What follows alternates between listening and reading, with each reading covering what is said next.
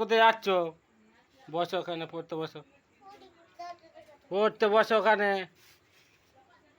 মা আসছে বিষয়। তুমি কার দলে? জোর করে বলো। মায়ের দলে নয়?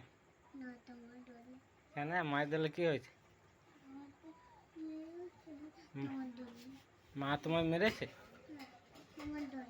মায়ের কাছে কি আছে বলো দেখিনি? তাহলে